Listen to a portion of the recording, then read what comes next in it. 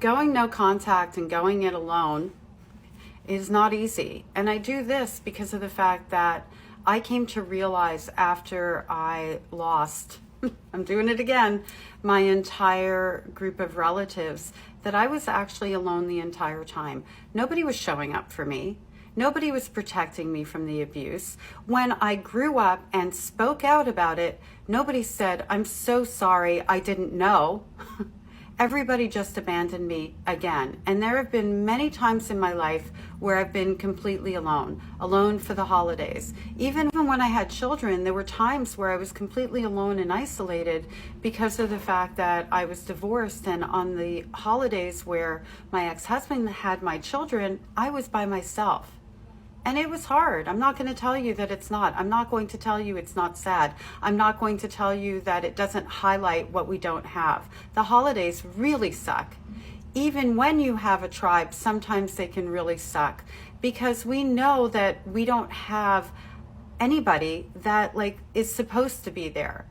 A mom, a dad, a sibling, an aunt, an uncle. Everybody's gone again. And I keep saying that. But the fact is, I didn't lose anybody because I never had anybody. And in the beginning, it did feel like a loss. I loved those people. I thought some of them loved me. I thought some of them would stand by me. You know, it was a very confusing time, particularly in the beginning. So how did I break out of being alone and isolated and lonely? Lonely. Well, first of all, having that peace of not being hurt, of not dealing with predictable behaviors because I didn't know when I was going to be hurt. I just knew I could count on being hurt. Not having that anymore allowed me to start the beginning of my healing journey. Going to therapy. You need to go to therapy. It's so important for us to learn about ourselves, to gain perspective, and most importantly, to build a solid relationship with ourselves so that we don't become a recluse. So we recognize that we can be around other people, that we can learn to trust and learn who to trust and how to identify healthy. Putting yourself out there, whether it's going to school or where you work or volunteering. Volunteering is the best.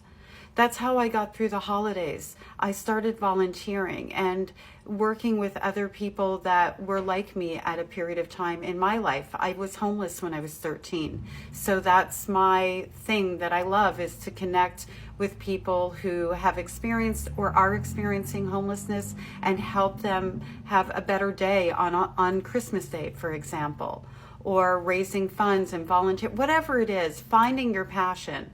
And by the way, in saying that, I want to let you know, I know that's difficult too, especially if you've grown up in a narcissistic family system.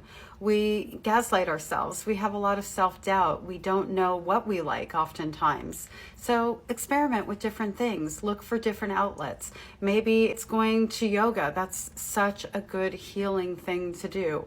Or maybe it's learning how to paint, signing up for an art class. Creative outlets are wonderful.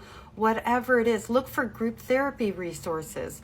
Whatever it is, just start sticking your foot, your toe, your pinky toe in the water just a little bit. You've got this. We've been there. I've been there.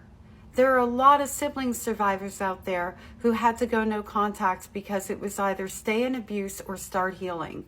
And staying in abuse is never an option. It just isn't. It's definitely not a better option. All my best to you, my sibling survivor. I wish you a lot of healing, and you're going to be okay.